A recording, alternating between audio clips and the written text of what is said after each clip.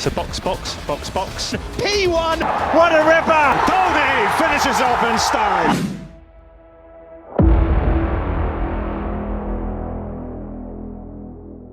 Hey guys, welcome to our channel Sport It with Wolves. So as always, if you like our content, please share it with your friends, and then if you haven't subscribed to our channel yet, do subscribe. Our new member to our channel, Mr. Padma Prakash, APP. So a short intro about PP. Naane solrana, the fellow Shastrite, of course, HP oda or heartbeat of HP from India. And the jersey pathale ungalku therinjirukum. Great Arsenal fan, and also he follows cricket. Super Kings, Chennai Super Kings fan, and also PB Novak fan. Novak Joker. forever. Novak forever, Joker forever. So he also follows tennis. Good to have you here. So this video is going to be about UCL. So already we have two finalists. It is going to be Borussia Dortmund versus Real Madrid on 1st of June. It's going to be one hell of a match. But before going to, the predictions or talk about the final, let's talk about what has happened in the last couple of days or probably the second leg of matches. So let's start off with the first match, which happened on Tuesday. So it happened at Paris. So PSG versus Borussia. For me, the back four, of course, yes, Hummels, he got back-to-back man of the matches, even the first leg and second leg. For me, but in the second leg, the whole back four, it's commendable what Schlotterbeck has done, Hummels had done. I was also following IPL, so it's a bit. So Schlotterbeck, Hummels, Ryerson, and also Madsen. So it's a complete performance from the back four. So what, guys? Anand, so what do you think about this match? No, that's what once the final whistle blew, the first thing that came to my mind was the terrific defensive class, like master class they put on the pitch, right? Like we have slated Schlotterbeck a lot, right? Considering how he has performed this season. We've not given much of flowers or praise to him in this season, but the way he stood out, the way he nullified the attack of PSG, I think massive credits to him. And they complemented each other, right? Be it Hummels complementing Schlotterbeck. One goes front, the other one stays back and holds the position, tries to nullify the attack. I think they did a massive job. That defensive masterclass is what I thought was standing out for Borussia Dortmund. I would like to give credits to the wingbacks, Ryerson and Madsen. They were terrific, fantastic with the pace and the channel balls that PSG was attacking. They defended so well. They complemented with Hummels and Schlotterbeck. So credits to them. What went wrong with PSG, I would say that clinical edge typically that Mbappe has was that's the piece that was missing, I felt. And Ramos, I think huge credit to Benfica, the way they have their PR has been working to sell to sell Ramos, to sell Enzo, who hasn't performed to that standard with Chelsea, and also Nunes, you don't know what to expect from him in Liverpool. So credits to Benfica on that front, but no, that's a right point actually, because even Gonzalo Ramos, because for me it's not only now it has happened because it also happened in the World Cup, right? So he replaced CR and he played in one of the crucial knockouts. So I don't know what exactly people see in Ramos. I'm not really sure, but as you said, he missed a couple of good chances. He could have at least converted one of them. So apart from that, I also felt Dembele's performance on that leg. It wasn't for me. He was too desperate, right? With Dembele, he was trying a lot. He was trying to take that one-on-one positions multiple times. And as PP mentioned, the left back over there, they were strong to nullify the attack. They had extra people coming in and closing down Dembele. I think that was a massive move, right? They took that bold move to block them off. But for one question, maybe to both of you, is this more like the new chapter starts from here on for PSG once Mbappe leaves PSG, and they will have a really maybe a good kickoff to start from a clean slate? Do you guys think that would happen? I feel so, and also it depends on who's gonna replace Mbappe. If they don't repeat the same mistakes, if they bring the right kind of players who gel with the team members well and create the right environment, Yeah, I I guess think that's because gonna be the key. yeah, even without Mbappe, the side looks a decent side, right? Because they have the back four looks really good, and with the Donnarumma at the, I mean, back, it looks really solid. And also, I mean, I don't know whether you or PP, someone touched briefly upon Vitinha. He had a fabulous match. Fantastic Even season. he had a fabulous season. Also, both the legs. Yeah, I mean, he was the guy who looked like creating chances every minute when he had the ball. So yes, I mean the side looks really decent, but as PP said, who is going to replace Mbappe? Probably it might be a blessing in disguise also because I mean Exactly. until now it was all Mbappe, Mbappe, Mbappe. It's not about the team. It was always the case with PSG, right? Even before Mbappe, there was Neymar, and then in the meantime Messi came. So it's always about the stars there. Maybe that is the reason they couldn't. Yeah, I mean every season they can win the French league. That's not a question here. So actually, I mean the thing is Tuchel was the last guy who took them to the final. So before that, nobody has taken them to the final. It could be a no decisive period going forward. But I feel the replacement to Mbappe will be very critical. I see that they also have a couple of key young players in loan to other clubs like Xavi Simons, who is a PSG player who is on loan at Leipzig, right?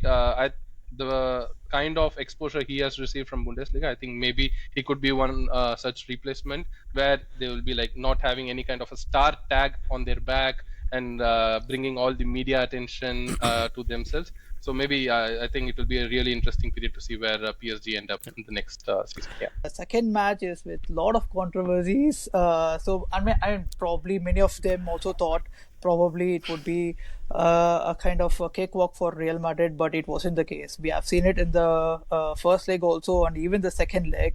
Uh, yeah, I don't know where to start, but first we can start off with Bayern. I felt it was their performance. It's better than first leg. I felt okay because the first half they kind of held to. They had much of the possession and also that's the change. It was like a blessing in disguise. Gnabry, he got injured and then they brought in Alfonso Davis. But for me, the better team in the first half is Bayern, okay, and even the chances they had, the one chance, with Alfonso, after Alfonso came in, he created a lot of chances. So, what exactly, so yeah, there are like a lot of controversies which we would talk little later. But that miss from Neuer, is it something like it's kind of etched in the heaven, like Real Madrid has to play in the final, something like this, or because we are a player of Neuer's stature, right? He should not make such errors, right? Because it's such a silly error that costed them the equalizer for Madrid. So what exactly went wrong for Bayern? Firstly, to start with, it was a perfect audition for Alfonso Davis, wasn't it? Fine. With with the left back linked to Bayern to Real Madrid. We don't know if it's gonna be a free transfer next season or they're gonna pay, a hefty amount this season and take him to Bernabeu. So it was a perfect audition. Great goal. I felt Bayern was so compact. Perfect game plan against Real Madrid. What I felt is that uh, in Real Madrid, if you see, for throughout the UCL campaigns they've had, there is that X factor. The creative, they don't go, like Pep's or Arteta's, team, which are very methodical, which is process oriented. There is a lot of patterns in it. But if it is Real Madrid, there is always something. The individual player just bursts out. It's just that intuition within that player that comes out, right? I think that is the same thing that came out, especially in the second goal. The pass to Rudiger by Nacho. You don't expect a centre Yeah, back to turn and pass it to another, center back, right? And the first time kick from Rudiger, how would you expect a center back to play it that way? He might take a time, he might take a touch to see if he gets that control and then think through, right? So that's where I felt, Real Madrid, the key to their success is that, that X factor just comes out, oozes out from every player. No, that's right. I mean, Anand, so he kind of spoke about the X factor, but for me, I mean, yeah, I mean, there are a lot of controversies, but the way Vinicius Junior played, okay, I mean, to see him play, or I mean, to see him take the ball around, because Bayern, I mean, we spoke about in the first leg, they missed De Ligt, right? But now, I mean, the second leg, De Ligt was also there. It's like kind of the perfect team Bayern could field, okay? But to take on De Ligt, Kimmich on the left flank, it was like absolutely amazing performance, from Vinicius Junior. Yeah. So, yeah.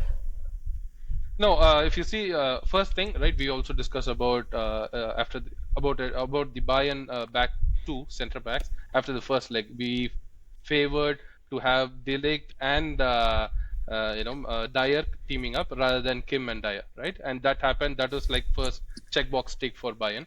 Secondly, if you see Vinicius Junior not taking on the left back and the left center back would have surprised me, right? This is what he has been churning out and doing it regularly, be it any team in the past 2 to 3 seasons, right? That has been, and the best part is, even though he has been doing that since Benzema was there in the team, even Benzema was not there, right? Any player or coach would have asked him to stay a little bit back, try to move on with Rodrigo as your pair and do tandem work, right? But the way he was doing it, taking on the center backs, I think it was treat to watch, and I was not really surprised, right? That did not raise any eyebrows. He has been doing that. It's a regular affair for him.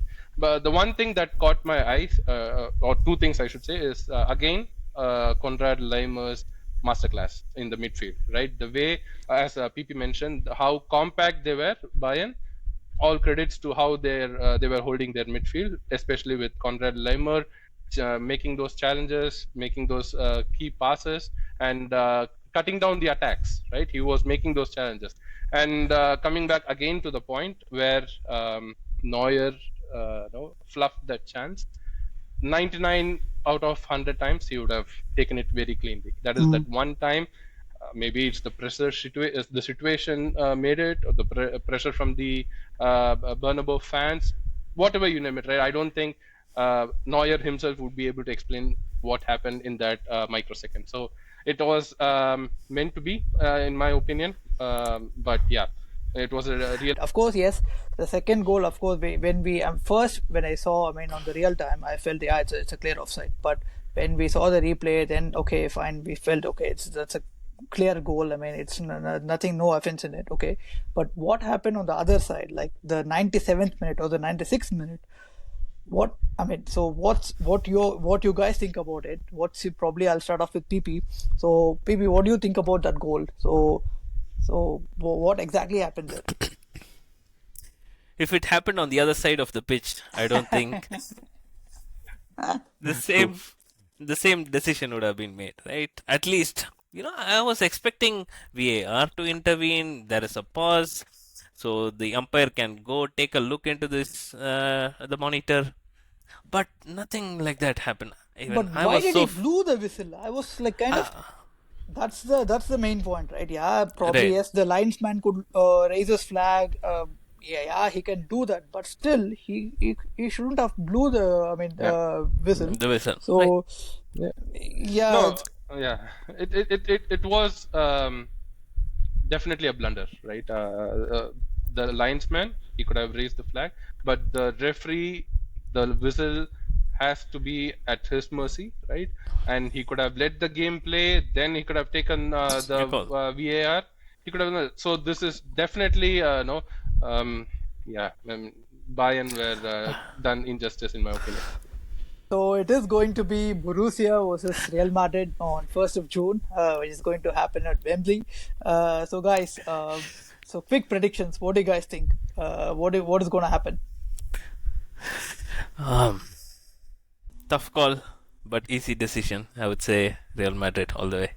Okay. But I'm gonna still wear BVB jersey for the first half, purely for Royce.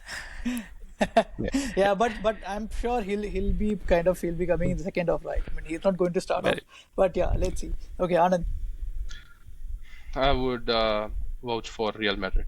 Yeah. Okay, It okay. has been their forte, the Champions League. Yeah. I don't think they're going to leave it that easy. Okay, And perfect. I also sorry to interrupt. I also saw one interesting fact, right? Borussia Dortmund sold Jude Bellingham to Real Madrid last season with a release clause that if Real 25 Madrid million or something. win the Champions League, Borussia would get 25 million euros. But if Borussia Dortmund win the Champions League, they would get 20 million euros from UEFA. So Yeah. either ways, I think Borussia would be really happy with the money they'll be getting. But jokes apart, my bet is on Real Madrid. Okay, perfect. PP Real Madrid, Anand Real Madrid. So I'm going with Borussia Dortmund only for the fact that I want to see Royce at last because the amount of injustice happened to him in his whole football career, at least this silverware. At Especially least he last needs to. season.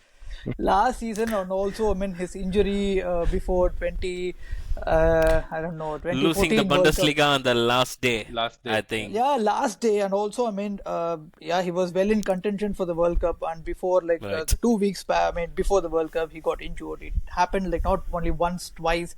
So yeah, only purely be for a- the fact that Royce to see him at least. So I want Borussia. So let's see. Even Borussia is also on a very good run. Let's see, anything could happen. It Let's would see. be a fairy tale ending, right? For Royce, right? For Yeah. Hummels, the 35-year-old centre back. I think it would be a fitting tribute to all those Yeah. people, in my opinion. So guys, this is our kind of you call it as a review or you call it a short talk about what has happened. So you also, probably comment what do you think about the match and what do you think about our predictions. And you can also put your predictions, what is going to happen in the second leg and who is going to qualify for the final. So we would like to have your interaction as well so that it would motivate us and also encourage us to do something more with regards to football or any other sport. So yes, as always, sport it with wolves. Like it, share it with your friends, and then subscribe it. Bye.